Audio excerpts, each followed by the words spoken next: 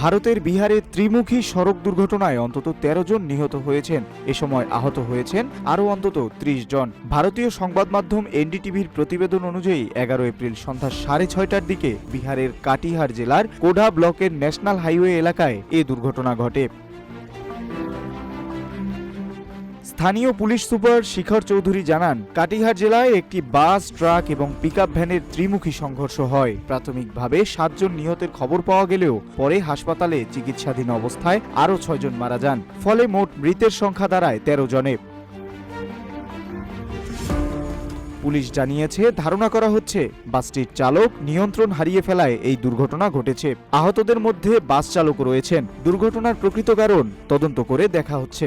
জানা গেছে, পিকআপ ভ্যানে থাকা যাত্রীরা পাশের পূর্ণিয়া জেলা থেকে আসছিলেন। আহতদের দ্রুত নিকটবর্তী সরকারি হাসপাতালে ভর্তি করা হয়েছে।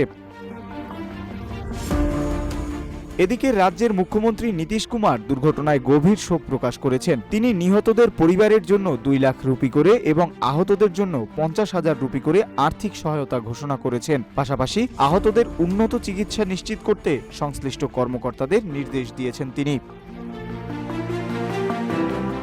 নিউজ ডেস্ক, রূপালী বাংলাদেশ।